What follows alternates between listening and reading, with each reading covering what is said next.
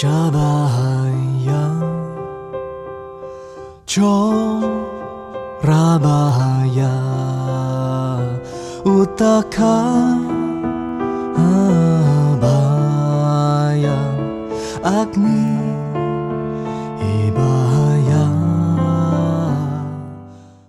Today we are at the fourth English session and still on the journey with Ananda in search of his mind. So far he has already given 5 proposals, and so we are now on the 6th and the 7th proposals.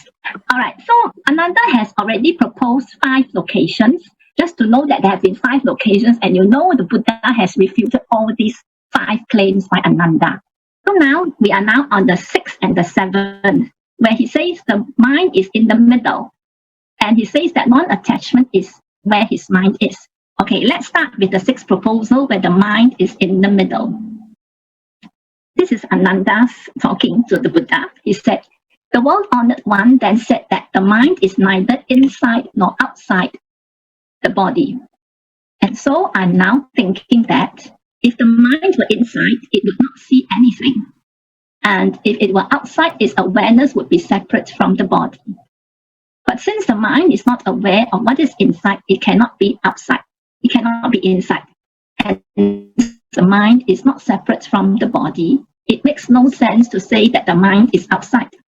Therefore, since the mind's awareness and the body's awareness are not separate, and since the mind does not see what is inside, the mind must be in the middle. Wow, this is a very logical deduction. It is not inside, and then it's also not outside, so it has to be in the middle, right? I think this is not just the way Ananda tries that we all think. So I don't know whether you have always heard people telling another person, say, oh, okay, today I did something wrong. So my boss told me left, right, center. So it's either left or right or center, but no other place, right? So what was Buddha's counterclaim to this? Buddha said to Ananda, there must be a fixed location that you call middle. A middle must be in a certain place. So where is this middle of yours? So the Buddha was asking Ananda, where is this middle of yours? Is it inside or outside the body? So if the middle is to be inside the body, then there are 2 scenarios. It might exist at the surface of the body or somewhere within the body itself. Or if it is not inside and if the middle is outside the body, then there are a few questions that you need to answer. Does it have a location? Can the location be indicated? If you say there is a location, can you actually indicate where the location is? If you can't indicate where the location is, then the middle actually does not exist. But if you say you can indicate where the location is, let me tell you, the location is not going to be a definite or certain location. Now let's go deeper into this. So when we say looking for the middle means looking inside the body, then this is what happens. If it's at the surface, okay, if you say inside the body means it's at the surface, then it actually would not be in the middle, because if you look at here, the surface, you can be touching all these parts of your body, which is the surface of your body. But where is the middle? It cannot be in the middle. Then another scenario will be, what about you say it is really right inside the center of my body, inside there. To be within the body, it is so different from being inside the body. If you think this is the middle, but it's actually the same as what you have actually proposed initially to say that the mind is within the body. But this has already been refuted before. It doesn't stand, you see. So in these 2 scenarios, it is again, the argument cannot stand. Looking for the middle inside the body, there is no such middle that can be found. The middle inside the body cannot be established. Okay, what about then you look outside the body for the middle? If it were in an external place, which is outside the body, would there be some evidence of it or not? If there were no evidence of it, that would be the same as if it did not exist. If you can't show the evidence, it's as good as it did not exist. If there were evidence of it, then it would have no fixed location. Now, let's see why the Buddha said this. If you have evidence of it, then it will still have no fixed location. So imagine a person A standing here, and he designates this place M as the middle. To him, this is the middle. But it is actually relative when it comes to other people. So B will not say that this is the middle. B must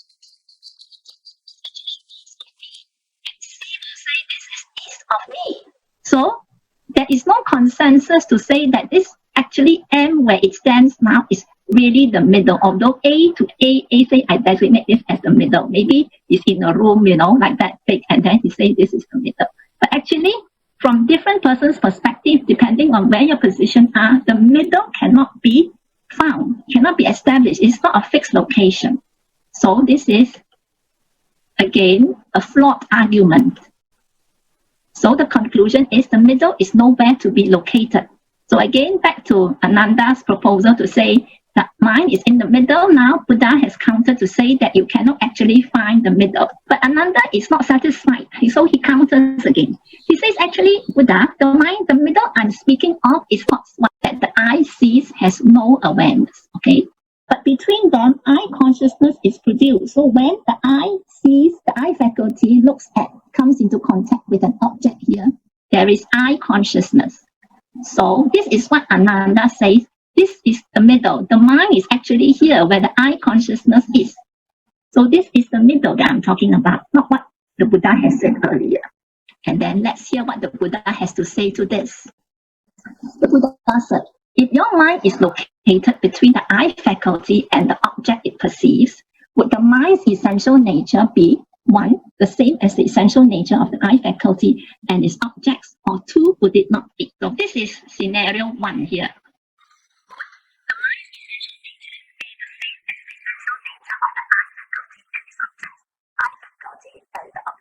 Would the nature of the mind here be of the same essential nature of these two? So if it is the same as essential nature of the eye faculty and its objects, what happens is there is a confused combination of what is aware and what is not aware. It's contradictory. So okay, come back to this eye, the eye which has awareness, and the perceived object which has no awareness. So just now earlier on, Ananda was saying that you have this eye who perceives the object here. So there they meet and then create the eye consciousness, if you remember the picture just now. So this is the eye consciousness. And he says this is where the mind is. Okay? So now, the Buddha is saying that if the mind you say that is here, which is your eye consciousness, you call it the mind, then I have to ask you, does this mind here has the essential nature of the eye faculty and the perceived object, since it's like the two coming together forming this, right? So does it have elements of this? Does it have elements of that? If it does have, then this is what will happen. Then it will be like half with awareness and half without awareness. So part of the mind is on the side of the awareness, while the other part is on the side of no awareness. So this kind of a mind which is half aware and half not aware seems weird, right? I mean, the two, one is with awareness and one without. So that's why we call this contradictory. We cannot imagine how a person can have a mind which is sometimes aware and sometimes not aware. So this is like a ridiculous outcome if you were to say the middle is where the mind is and this is where your middle, this one, meeting with this one. So this is again a flawed argument. Now we come to the second scenario. If the mind is located between the eye faculty and the object it perceives, would the mind's essential nature be not the same as the essential natures of the eye and the object? That means just now you said the mind here, which is where the eye and the perceived object meets, creating the mind consciousness. Just now we said that it has a combination of these two elements. Now the other scenario would be it has neither of these. Okay, just now we said that one was a weird scenario. So now what happens if it has neither of this? So it has no awareness, it has also no awareness. So a mind without awareness, without this awareness, and without, is actually a mind without substance. And where can the middle be for something that has no substance? Such a mind would have no essential nature of all. How then could it be in the middle? So again, the conclusion here, the middle cannot be defined. So even if Ananda were to say that, look, Buddha, just now you say outside and inside the body, that one is not counted because that's not what I mean. So now I tell you actually it's where the eye faculty and the object meets the eye consciousness. So even for this particular scenario, Buddha was able to counter successfully and prove that the mind, the middle, still cannot be defined. So there goes the sixth proposal, which was refuted. Now we go on to the Ananda's seventh proposal, where he says non-attachment is the mind. Ananda speaks to the Buddha. He says, "The world-honored one, when I have seen the Buddha turn the Dharma wheel in the past with great Mudgalyana, Buddhi, Purna, and Sariputra, 4 of the great disciples, he often said that the nature of the mind which perceives, makes discriminations, and is aware is located neither within nor outside, nor in the middle. It's not within, nor outside, nor in the middle. It is not located anywhere at all." So by deduction, when the Buddha has said that during his teachings, I've often heard the Buddha saying that the nature of the mind is located neither within, nor outside, nor in the middle. It is not located anywhere at all. So what is not attached to anything is called the mind. So if you read between the lines here, actually he's saying that what is not located anywhere is not attached to anything. So he says what is not attached to anything is called the mind. Therefore, can I call the non-attachment my mind? So now instead of being forcefully saying this is my proposal, I think he is trying to make a deduction here and then ask the Buddha to confirm that his deduction was correct. Instead of saying this is what I think, he says, can I now call the non-attachment my mind? But nevertheless, he is still using his logical mind to think and give his proposal. The Buddha had said before, this is what Ananda said, he was quoting the Buddha. The Buddha had said before that the mind was not located within, outside, or in the middle. On the basis of what the Buddha said, Ananda inferred, he made his own inference that the mind is not located anywhere. And since the mind is not located anywhere, it is not attached to anything. And therefore, this non-attachment, the thing that is not attached to anything, is his mind. Is it not? He asked the Buddha. Okay, the Buddha has this to say. You say that the mind that is aware and discriminates is not located anywhere at all. Now, this is what you say, yeah? However, all the objects in the world are the beings flying and walking in space, the waters, and the land. They make up the world in entirety. Thus, your mind, which has no location among these things, and is not attached to anything that are here, do they exist or not exist? Now, again, let's try to make sense of what the Buddha said. The Buddha actually here cited the sentient and insentient beings when he said those flying, walking in space, in waters, and the land, all the sentient and insentient beings, which I collectively call them myriad phenomena. Buddha said these are the objects constituting the entire world. If the mind, which according to Ananda, is not located anywhere, and therefore it is not attached to anything, then the mind is not attached to all or any of these myriad phenomena. Then the Buddha asked Ananda, does this mind, which is separated from the myriad phenomena, exist in a separate location to begin with? Although the sutra here does not say anything about to begin with, but I think here what the Buddha is saying is actually going back to a very fundamental principle. Go back to first principles, I think, and also the first order question. So it is like, if it does exist, it should have attributes like the myriad phenomena which Buddha cited, and they all have locations. If it has location, it has attachment. If it does not exist, the question of it being attached or not does not arise. Okay, let me try to say this again. So Ananda is saying that the myriad phenomena out there, which the Buddha cited, is not what is that his mind does not attach to all these things. Okay, so because it has no location, and because the mind has no location, it is not attached to anything. And this is where his mind is. So the Buddha is saying that Buddha does not address quickly what he means by what he says about attachment to these things. I think Buddha actually goes back to the first order question first. Let me ask you, you have to answer me first. Does the mind that you are talking about, which is not attached, does it exist or not exist? Before you even go on to say about whether it is attached or not attached. So you get me? The attachment is a second order question, but first you must know where the mind is. Does it exist in the first place? So this was the fundamental question that the Buddha was asking Ananda. It's like, take a step back. If it does exist, if what you say the mind does exist, it should have attributes like the myriad phenomena. And it all should have locations if they have attributes. If it has a location, it should have then attachment. So this follows, right? If it exists, it should have attributes. If it has attributes, it should have locations. And if it has location, it has attachment. Okay, I will explain this further in the diagram form later. And The other scenario, which if it does not exist, then the question of it being attached or not does not arise. So I think the second one is easy to understand. If the mind does not exist, all right, then there's no need to even say about whether it is attached or not attached, because a mind that does not exist, it simply does not exist. So what's there to attach or not attach, right? It's like, you know, what we say is 讲多余的 咯, right or not? Say talking extra here. So now, okay, this is in diagrammatic form. Ananda says the mind has no location because it is, and therefore it is not attached to all these mind-weight phenomena. And this is what he calls the mind. And the Buddha asked him, does this mind that you mentioned here, does it exist when it's separated from the mind-weight phenomena? Separated from the mind-weight phenomena is because Ananda says it is not attached to all these things at all. So this is what the Buddha questioned about whether the mind exists or not. The Buddha said, if apart from the mind-weight phenomena, it does not exist. That means the mind does not exist in a separate location.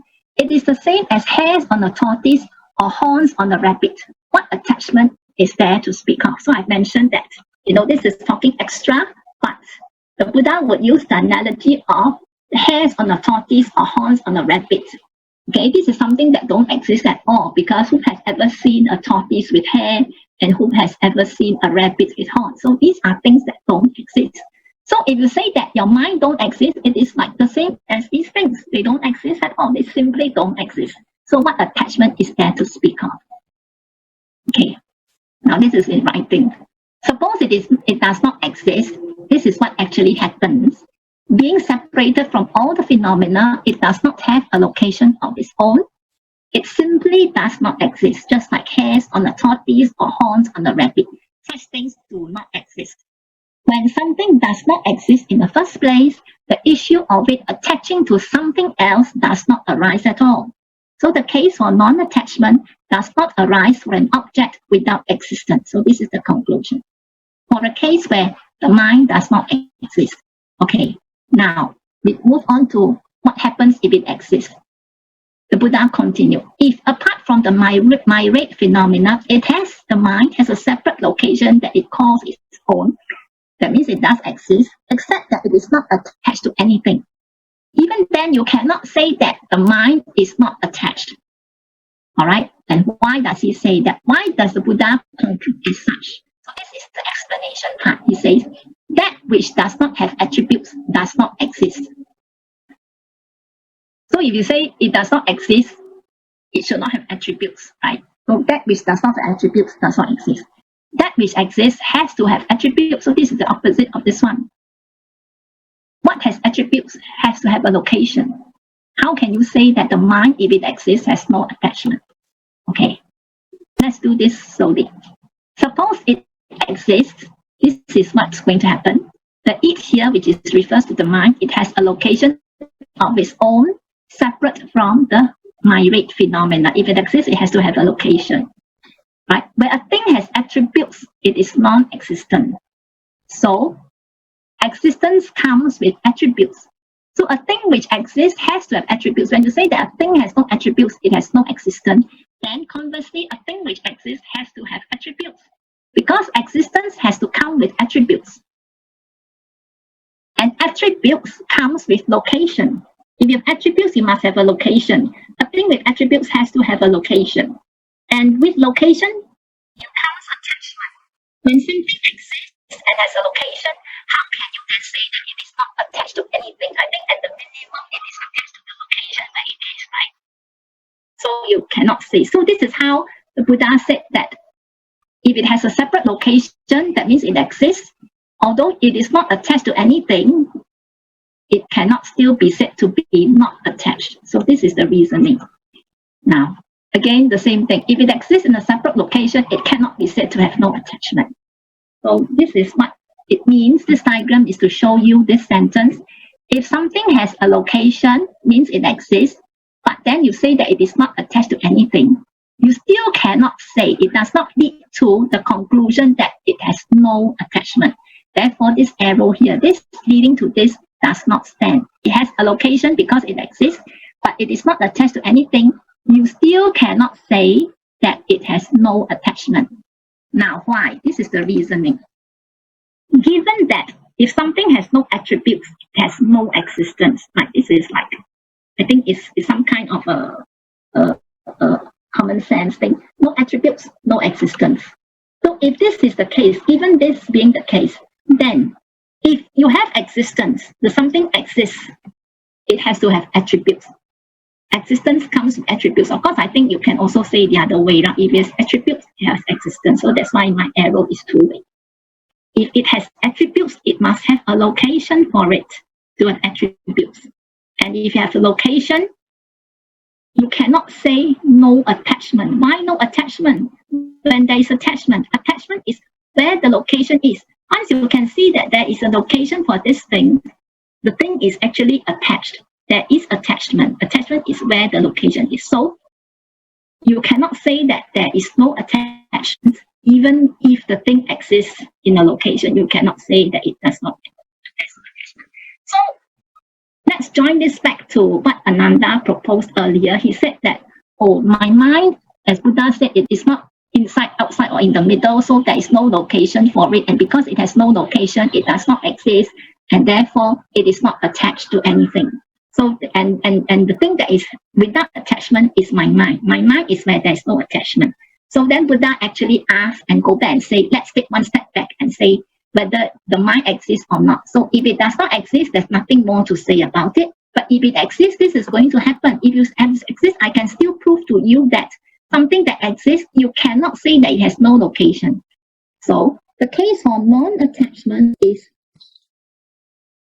now the seventh proposal by Ananda is also being refuted by the Buddha. Okay. So the sixth one, that Ananda says the mind is in the middle, the Buddha refuted by saying the middle cannot be defined. And for the seventh proposal, Buddha refuted by saying that by proving that if it exists, the mind cannot be said to have no attachment. So with all these seven locations being proposed by Ananda, it sort of ends Ananda's search for the mind's location. Why we have these seven proposals by Venerable Ananda where the mind is? Why? Because at first the Buddha told Ananda the reason why we beings are bound to the cycle of rebirth was because we have this discriminatory mind. The mind that discriminates, the mind that perceives things, what is good, what is bad. Oh, Buddha, you are very adorable. This is the case of Ananda. Buddha asked him, what made you renounce from your palace life? Okay. And Ananda said, oh, because when I first saw Buddha, you're so adorable. Modern interpretation means Buddha is so handsome, is so charming, that what attracted Ananda to let go his palace life and follow the Buddha as a monk. And the Buddha praised him, yeah, okay, this is a very good intention, but didn't you know that? And because of this mind that discriminates what is good, what is bad, that leads you to the cycle of rebirth, and same to all the beings. Of course, this teaching is built on, at first you have to distinguish what is good, what is bad, okay? What are the good conducts we have to do? What are the bad conducts we have to get rid of? On top of the worldly morality, on top of the Sila practice, now when we practice Samadhi, the Buddha expects all of us have understood the basic teaching of the worldly morality, the Sila. You should know you should not commit killing, you should not commit stealing, sexual misconduct, lying, and intoxication. The Buddha expects us have passed the first training, the Sila training. Now we talk about Samadhi. Because Ananda, when he came back to Jetavana, after being seduced by the prostitute of the Matanga's daughter, he was so regretful that he did not practice Samadhi. He did not have Samadhi enough. That's why he was seduced by the prostitute.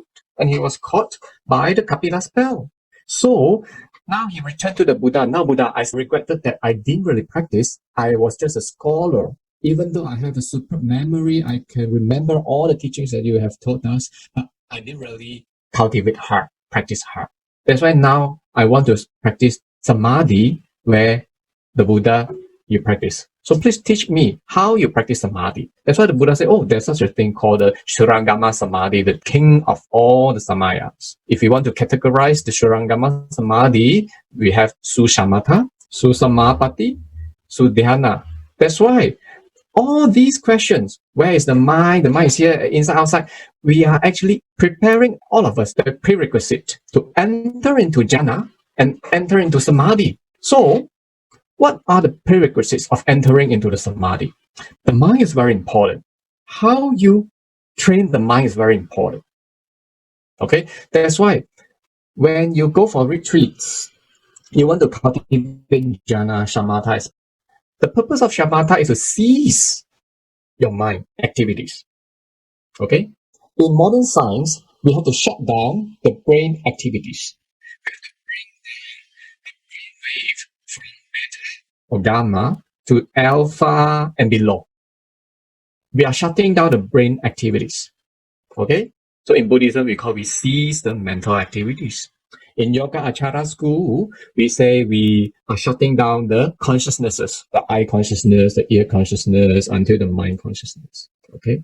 So if you can't shut down all your consciousnesses, you cannot shut down your brain activities, you cannot cease your mental activities, you cannot get into samadhi. That's why now the Buddha is coaching Venerable Ananda and all of us how to prepare this mind prior to entering into samadhi. So, the condition for us to enter into samadhi is that you have to cease your mind. In particular, you have to cease your eye consciousness, your ear consciousness, nose consciousness, tongue consciousness, body consciousness, and your mind consciousness. Okay? In Pali, we call the Pancha Nivarana. Okay? Pancha means 5. Nivarana means hindrances. You have to overcome your 5 mental hindrances. Kama, Chandra, Vyapada. Okay, your sensual cravings, your hatred, your sloth and torpor, all these kind of restlessness of mind, you have to cease them. Then only you can get into the jhana, your shamatha, and then later on vipassana to your samadhi. That's why the Buddha want to investigate with Ananda. Where is this mind? The culprit of samsara. Go and find it. And then the Buddha asked Ananda, where's your mind? Ananda said, oh, no, my mind is inside the body. The Buddha said, no, because you can't see within. That's why it can't be inside your body. Then Ananda said, oh, if it is not inside, it must be outside the body. But the Buddha also said, no, because if it is outside, what is outside is not related to you.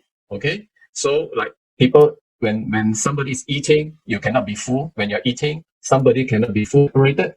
People outside you. So if your mind is outside you, then what your mind knows, your body should not be aware. Because separated by outside, and vice versa. So cannot be outside. And Ananda said, oh, not inside, not outside, then maybe inside the eyeball. Buddha said, no, because your analogy is not apt to practicality. The next one, the fourth proposal is what? Or by seeing brightness is seeing outside. When I close my eyes, I see darkness, it means I'm seeing inside. The Buddha said, no, it doesn't make sense.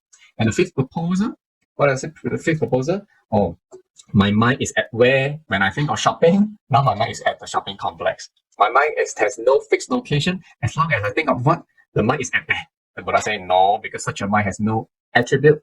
Such a mind has no substance. Cannot be traced. How can you say it would at wherever you think of? So not possible. And then the sixth.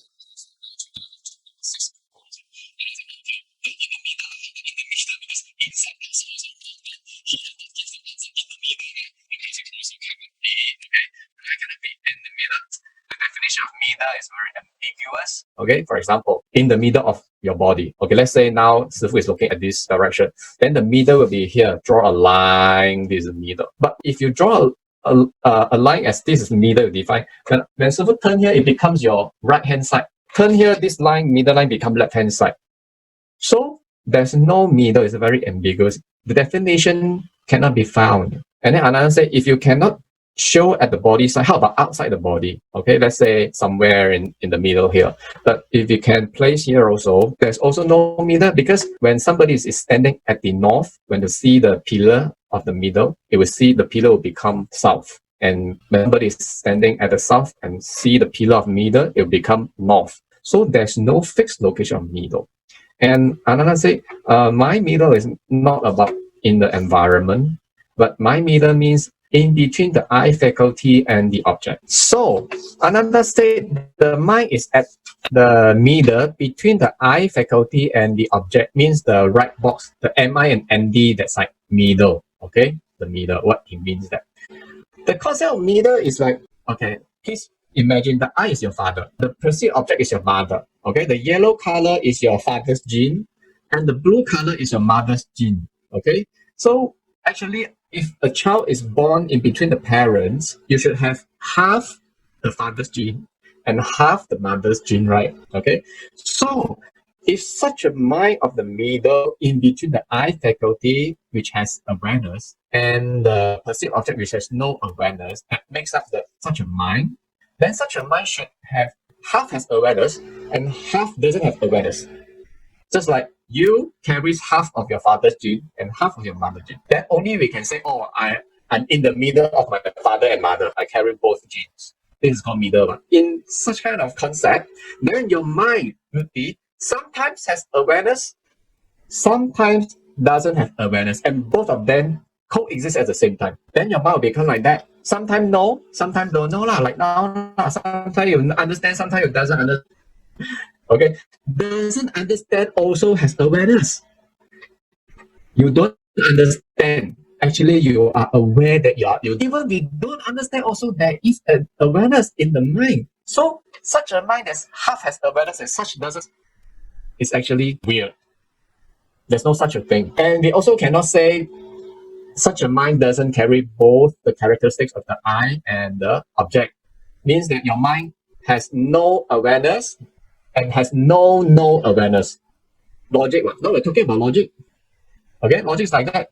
If such a mind has awareness and the characteristics of the object which has no awareness, then our logical thinking will jump to the other side, saying that, oh, then the logic should be such a mind that in the middle should not carry the characteristics of the mind which has awareness, and also should not carry the characteristics of the perceived object which has no awareness. So the conclusion, the deduction will be such a mind has no awareness of the I and also no perceived object. This should become your nonsensical conclusion. Correct? Logic what? Logic is also, if it is not left, it must be right hand side, correct? Okay? So the first logic is that the mind in between the I faculty and the perceived object, it is called the middle. Then the Buddha said, if it is in between, does it carry half the characteristic of the I faculty, which has awareness, or carry half the characteristic of the object which doesn't have awareness? Then, if this is true, then your conclusion would be such a mind has awareness and also has no awareness, correct? Because you are in the middle, in the middle of the I and the object. You carry half the gene of your father and also carry half the gene of your mother. Then you become half has awareness and half doesn't have awareness. Can your mind become like that? Half has awareness, half doesn't have awareness. Cannot be right, okay? So this is not true, okay? So the mind cannot carry the characteristics of the mind which has awareness and also does not carry the characteristic of the object which has no awareness. Then your logic will jump to the other side. Oh, the mind doesn't carry the characteristic of the mind, means that mind has no awareness of the I, and the I also doesn't carry the characteristic of the object.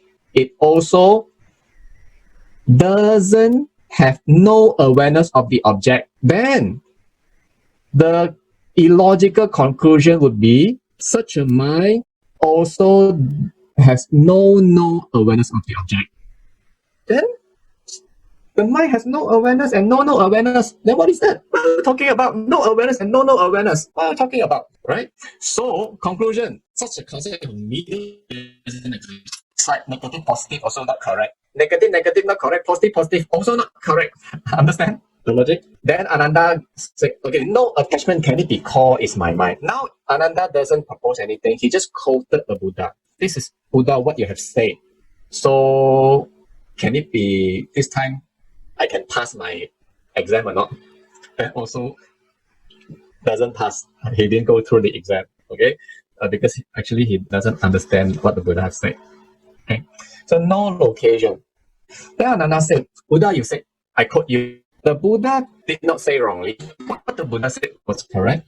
Where it's not attaching to anything, that's where the true mind is. Okay, just think of that as a true mind. Actually, it doesn't exist. Okay, Dharma is something that we have to experience. It's not that you memorize something from the sutta and you say it out is the Dharma.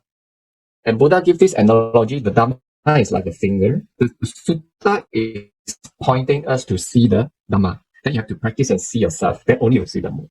So now Buddha wanted to test Ananda whether he see the mind or not. Then Buddha will question him. Okay, you say non-attachment is the mind.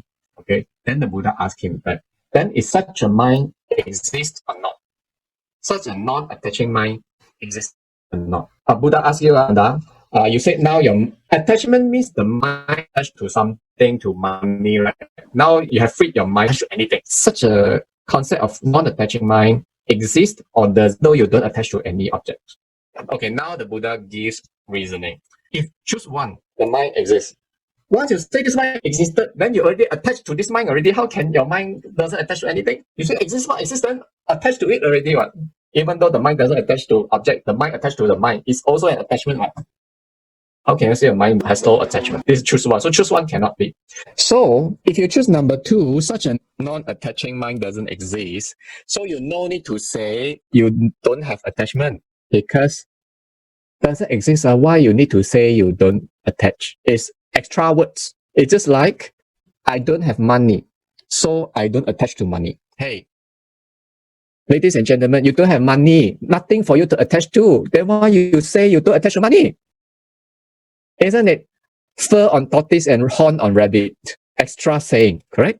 So you choose left or right, exist or not exist, also cannot go through. So the Buddha makes us understand the human logical thinking, left or right, black or white, is actually illusory. So when we want to cultivate Samadhi, this mind must be beyond left and right, beyond yes or no. Otherwise, your mind is still attaching to something, which is a perception. Then you cannot free your mind from attaching to some perception and concept. Your mind cannot let go and you cannot enter into Samadhi. So that's why the Buddha always gives left and right. All the logic, left and right, also wrong. And you see all the style is like that. Throughout from the first proposal until the seventh proposal. So it means this is to prepare us to free our mind from attaching to anything. Then when you cultivate Shambhatta, you can cease your mental activities, you can shut down your brain activities, then you can get into your jhanas and so forth. It prepares to Samadhi. That's why what we are learning now, all the self-proposals are to convince us, let go the attachment, okay? When we want to cultivate Samadhi, Shambhatta. But don't misunderstand. Then don't differentiate. I can kill, I can steal, I can do sexual misconduct because Sifu asks us don't differentiate. What? Cannot. Why? Because now Shurangama is higher standard. Okay? When we talk about don't discriminate, distinguish, Buddha expect you have understood the basic teaching, the morality, the sila, you must have passed your morality training. Then on top of your morality training, what is good to know, what can do, what cannot do. On top of that, when we want to escalate ourselves to Samadhi training, then this is what you should expect, a fine-tuning of the mind. Don't be mistaken. You must be very sure where you are now. So this seventh proposal, actually, different master, they have different saying. Another master is called Jiao Guang Da Shi. He was a Ming Dynasty master. So he interprets that it's not the mind, it's the object. Second saying of seventh proposal is that, okay, now you say your mind doesn't attach to any objects.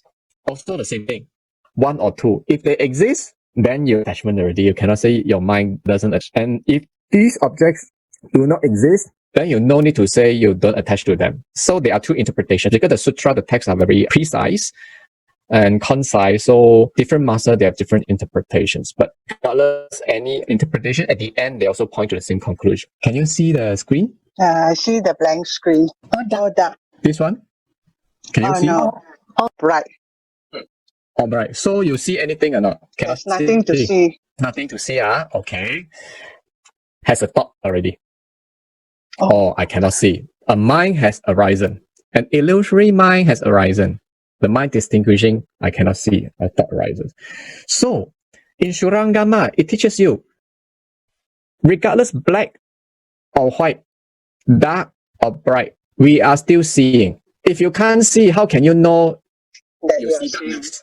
So, regardless darkness or brightness, we are still seeing, correct? Only the object is different one. Okay. So this is abbreviation. Form object, there's a brightness or darkness form object. Usually our mind is biased. When we see darkness, we say, oh, I cannot see anything. When brightness comes, we say we can see things. Actually, regardless it is in a dark condition or bright condition, the eye is still seeing. Okay. But if your mind is biased, a thought arises. So we have to stop perceiving things like that. So same thing, sound also, silence, have movement. Usually our ear is biased. When there's no sound, we say we cannot hear, but actually we can hear silence. We still can hear silence. So it's still hearing, even though there's no sound. So no sound is also a sort of sound.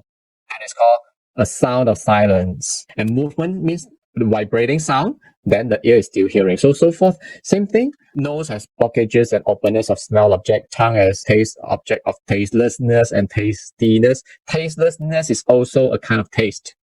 And body also separation contact is also a touch. Okay. Now we learn about what is mind consciousness, sixth consciousness, the illusory mind so-called. Okay. The function of the illusory mind. The characteristics of it. Integrates the sensory input from the five senses into coherent images and make judgment about the physical world.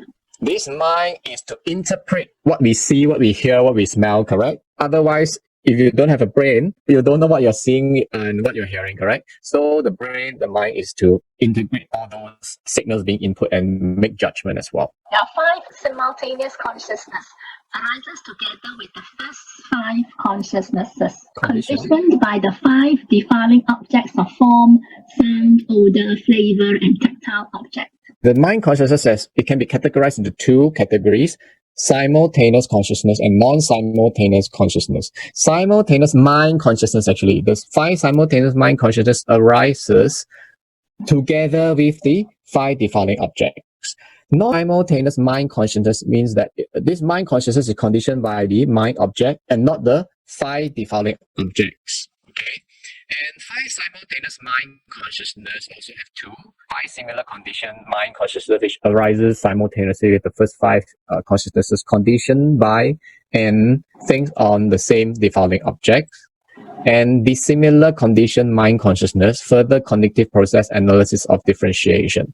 Okay, what does it mean? Can you see what is this? A cup with a spoon. It's a cup, very good. Your mind understand, correct? This is a cup and not a bird. This mind consciousness arises together with your eye consciousness at the moment you use your eye to See the object. When does your mind understand this is a cup? When? When I see the object. Correct. So this mind consciousness that understands this is a cup arises at the same time you use your eyes to see the cup. Your eye open and see, and your mind understands. So this mind consciousness is called simultaneous consciousness, five simultaneous consciousness, mind consciousness, because it arises together with the first five consciousnesses, the eye, ear, nose, tongue, body. Second question, when you see this cup, do you think of anything else? So if you think of maybe my house also got very similar to that in my cupboard, that one.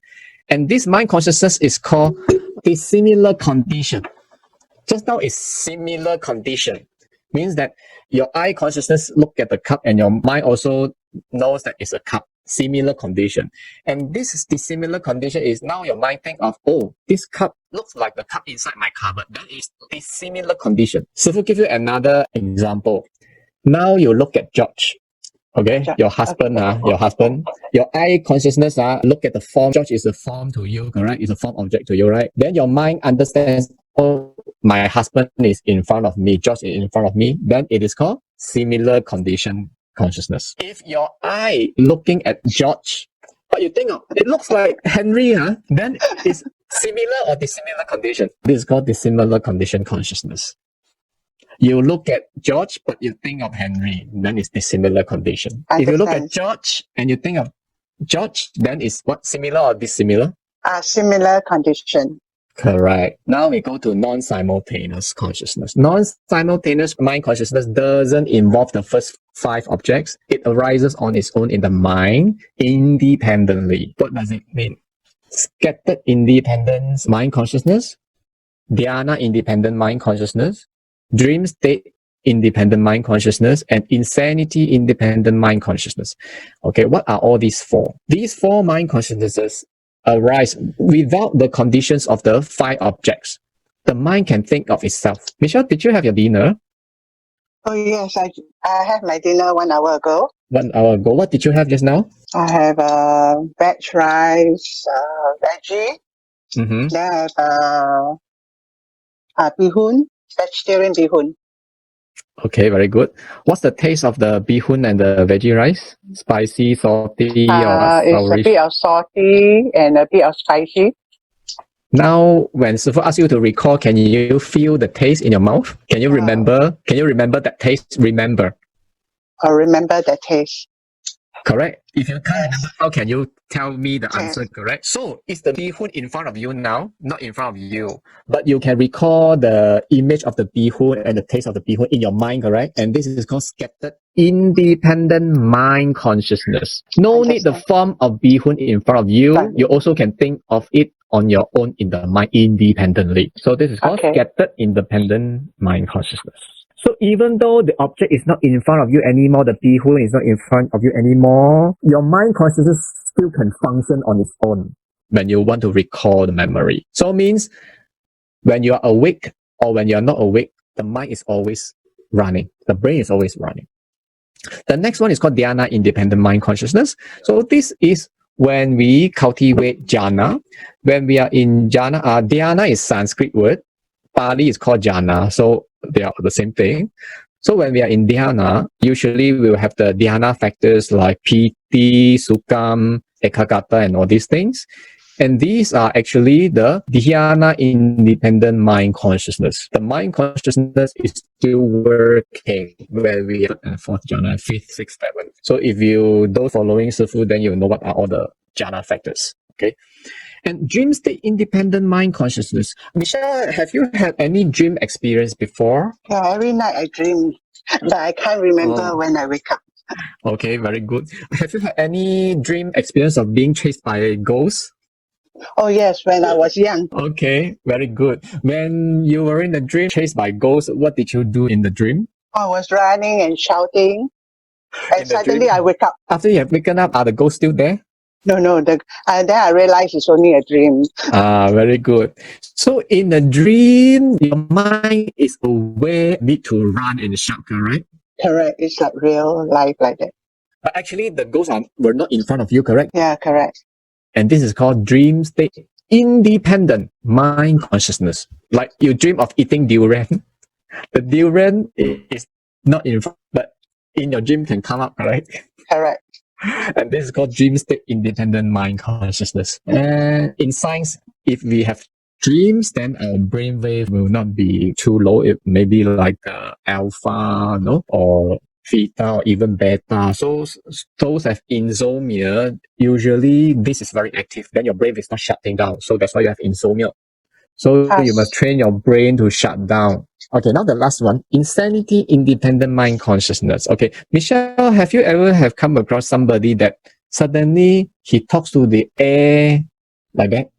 Oh yes, I met someone who just stopped on the roadside like that. To him, there's somebody that he was talking to, right? Yes. But to you, was somebody in front of this guy? Oh no. You cannot see anybody, but how come this guy can see, huh? To me, I think that he's something mental disorder. Disorder. So this is called insanity independent mind consciousness. Those have mental disorder, they see, they hear on their own one. So it's also a kind of mind consciousness. So those Kisiao people also, they also have mind consciousness. But it's only called insanity independent mind consciousness. Only they can see, they can hear, we can't see, we can't hear. So no matter whether the objects are in front of you, you have mind consciousness. And if the objects are not in front of you, the mind consciousness can also arise on its own. So the mind consciousness is always active, then your mind is always in an agitated condition. That's where the illusory mind is. So if you further make judgment, then you have come to the seventh consciousness. Self-love, self-delusions, view of yourself. Then this is the OS of samsara. And if you, after that, you have make judgment, then it will store back the memories into your alaya. And this exactly from here to here, is mechanism of samsara. We are the computer of samsara. Exactly like a computer. We function like a computer. Okay. Now let's share you the Theravada Sutta, where the Buddha teaches us the same concept that we've learned from the Shurangama here. Okay, this is called Ganaka Mokkallana Sutta. This is called to Ganaka Mokkala Buddha. Is there any gradual training in your teaching? And then the Buddha answered to him. It is possible, Brahmin, to lay down a gradual training, a gradual doing, a gradual practice in respect to this Dharma and discipline. Brahmin, even a skilled trainer of horses, having taken on a beautiful throughout breed, first of all, get it used to the training in respect of wearing the bit. Then he get it used to further training. Even so, Brahmin, the Tathagata, haven't taken on a man to be tamed, first of all, discipline him thus. So we have to discipline ourselves first, morality first. Okay, although in Shurangama we say our mind cannot distinguish left and right, but this is the basic training. First, you must understand what is right doing, what is wrong doing. Okay, complete your morality training first. Then only we talk about samadhi, where the mind should not park at anywhere. Okay, first one, morality training. First, gradual training. First step training, gradual training. Okay. Come you monk, be of moral habit. Live controlled by the control of the obligation, endowed with right behavior and posture, seeing pervade in the slightest thought and undertaking them. Train yourself in the rules of training. As soon, Brahmin, as the monk is of moral habit, controlled by the control of the obligation, endowed with the right behavior and posture, seeing pervade in the slightest thought and undertaking them, train himself in the rules of training. The Tathagata disciplined him further, saying. So we always go back to the three trainings. Sila, Samadhi, Prajna. Sila, Samadhi, Prajna are the three non-leaking trainings, gradual training. First, you must have Sila, morality first, and then only you can practice Samadhi. So without morality, if you don't observe the 5 precepts and you say, Sifu, I want to go for a retreat and meditate. So sorry. You cannot enter into jhana because you don't have this one. Okay. So morality, you must know what is right, what is wrong. You see the sutra, you must know what is right, what is wrong. So this is the first step of training. This one, you must engage your mind that distinguishes what is right and what is wrong. Now, second training, sense control. In Pali, we call Indriya Samvara. Samvara means defense. Okay. Defense. Prevent your senses from being caught by the objects. Don't enslave your senses to the objects. So how the Buddha teaches us this way? Come you monk. Come you monk, be guided as to the doors of the sense organs. Having seen a material shape with the eyes, do not entrace with the general appearance. Do not be entraced with the details. For if one dwell with the organs of the slight uncontrolled, conflictus and dejection, evil and skill state of mind may flow in. So fare along controlling it, guide the organs of sight, achieve control over the organs of sight. Having heard a sound with the ears, having smelled a smell with the nose, having savaged a taste with the tongue, having felt a touch with the body, having recognized a mental state with the mind, do not entrance with the details. For if one dwell with the organ of the mind uncontrolled, carbonaceous and dejection, evil unskilled state of mind may flow in. So fare along controlling it, guide the organs of mind, achieve control over the organs of mind. Okay, so this IB honor uses the word organ. So in our context would be faculty. Okay, the organ of mind is the mind faculty. Organ of sight is the eye faculty. Okay, so you see the Sutta saying, you see, just see. Don't be entranced by the appearance of the object, and don't be entranced with the details. What is it? A cup? A cup? What color? Green color. What shape? Oh, shape. You like it or not? Then more and more unskillful, evil, covetousness, dejection will come into your mind. Your mind would become. And similarly to the other 5 senses, your ear, when you hear sound, just hear. Don't be entranced by the appearance of the sound and the details, good sound or bad sound, and you make judgment, lagi teruk.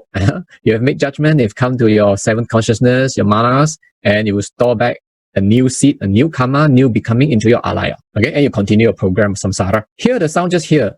Don't go in beyond the details. So this is to grasp back your hearing awareness. That's why the sutta, the Ganagamokalana Sutta teaching is actually in accordance with the Shurangama Sutra. The Shurangama Sutra also teaches us we just use the hearing awareness, seeing awareness, but don't let it to attach to any conditions. And don't go into the details of objects. And later on, you free the awareness out. This is the training, the gradual training. And similarly to the other, like the nose, just smell, just taste, just touch, just know in your mind and don't be entranced with the details. And this is actually Kriya. The Buddhas and the Arhats, they have Kriya. They see, just see. They hear, just hear. They without go to further attachments. But we beings, ordinary beings, we see, we attach to the details, we go for perceptions, we have feelings, Vedana, and then we have judgment, you're always samsara, and so mundane, and we call karma. Go into all this, so you have created karma. This is called Kriya. See, just see, hear, just hear. There's no attachment. This is Kriya. And in Vajrana, this is also called the Virya training, the Virya practice.